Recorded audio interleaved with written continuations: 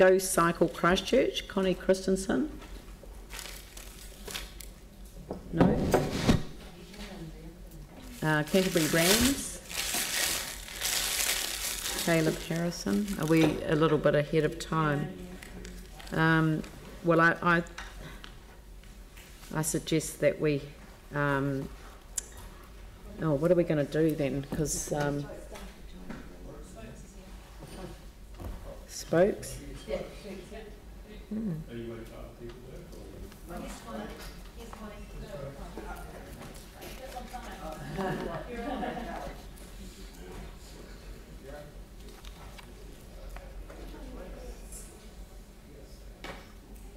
Connie, welcome. We're a little bit ahead of time, which is why we asked people to come early, so thank you. I wasn't rushed in from outside, so I took my time up there. Well, good morning still. So my name is Connie Christensen, and I'm here today to speak on behalf of Go Cycle Christchurch. Go Cycle Christchurch is an initiative helping new and returning adult cyclists with their confidence to cycle around on their own in Christchurch. And even though we're the only help available for adults at the moment who are too nervous or scared to cycle around Christchurch, we actually run our cycle skills sessions and confidence rides without any funding from council or government at the moment. So that was just a little bit of background on that. Council has pledged to be carbon neutral by 2030, I hear. So Go Cycle Christchurch is very disappointed and worried that the long-term plan is showing that major cycle routes are being pushed into the future for completion. We don't really understand that because surely cycling is part of the carbon neutral plan.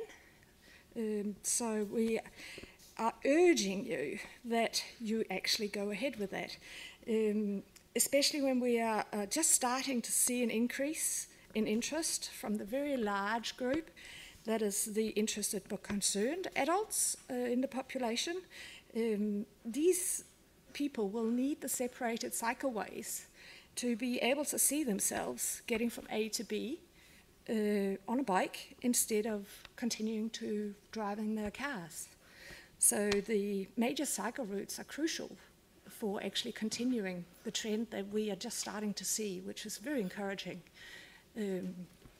So yeah, and it is also a thing that is necessary for all these people. They have kids, and if the adults can't see, so if the parents can't see themselves cycling to or from work, they won't let their kids cycle to school either.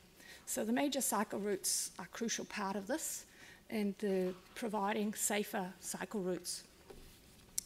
The cycleway counters that have been installed along the cycleways that are already built clearly show that when you build it, people start to use it.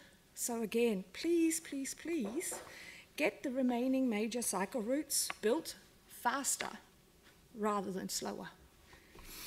And then we hear, but these cycleways, they cost so much money. And that's what we hear from critics. Well, no, they don't actually, because the cycleways are actually going to save money in the long term. When you look at the rate of return for cycle infrastructure in general, and I think particularly things like the major cycle routes, the rate of return is actually something like $7 at least, and they might actually save the council up to $20 for every dollar that you invest here. So if you're looking for money for the future, you invest in cycle infrastructure now rather than later. And again, if you delay this, it's a real shame to see what has actually been started will be lost. So the momentum is starting to be seen.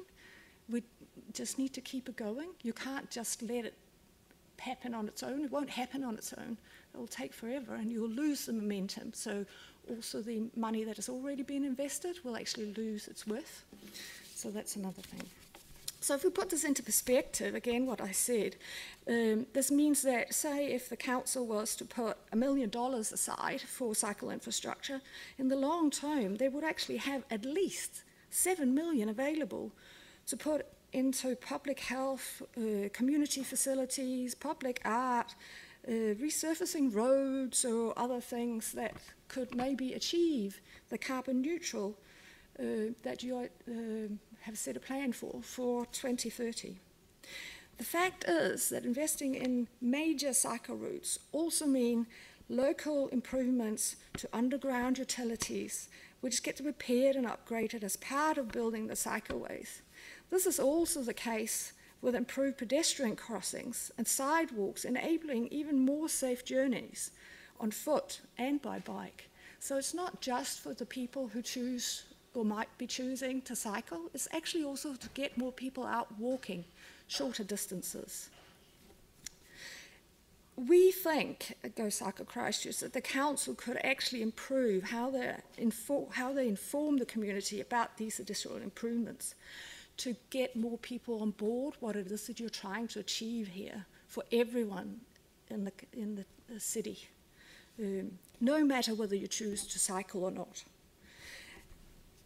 On a personal level, when we work with Go Cycle Christchurch, we are volunteers, but it is amazing to see a person, an adult, who's not been cycling for decades, beaming with joy from the sense of achievement when they rediscover the fun and freedom that pedaling from A to B can give them. It is really amazing. And almost half of the journeys that we are doing on a daily basis are apparently less than 6 kilometres or so, which means that even new cyclists would be able to pedal most of those small journeys or shorter journeys to start with.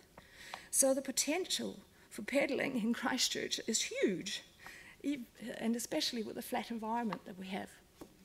So thank you very much for listening, and I'll attempt to answer any questions you might have, if we have any time.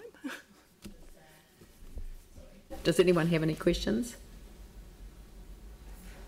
I think you've made a powerful presentation. Oh, Yanni's going to ask a question. Thank you, Yanni. Thank you. You've talked about, under point 2, around Cranford Street, and I'm not sure how aware you are of the other work. So it's not just Cranford Street, there's a number of other roads that are going to be upgraded for motor vehicles in that area. Do you want to just maybe elaborate around that point that you've made and what the concern? Well, part of it goes into the amount of money that has been put into 4-laning a road to enable more people to actually travel by car into the CBD, into the city centre, more use of single occupancy cars, rather than actually putting some of that space in for enabling safer cycleways and just putting a couple of lines on the side of a 2-lane road where you have a lot of really heavy trucking going down, and actually almost encouraging more traffic. That will happen with the motorway going down. We really don't understand why that motorway has been extended to Cranford Street rather than just ending at QE2, where the cars and trucks should really be going around town rather than through town. So it's just how the money is being spent. We understand that you haven't built the motorway, that's previous government, but to carry on pouring and encouraging that pointless projects, we really don't understand that, when there could be a lot of saving potentially in a long-term budget, and this is a long-term budget you're looking at. So it's not about 3 years, it's about 10 plus years that you're looking at what you're spending your money on and what it is that you're trying to achieve, because more cars is not going to get you carbon neutral. Look, thank you very much for your submission. It's greatly appreciated. Thank you.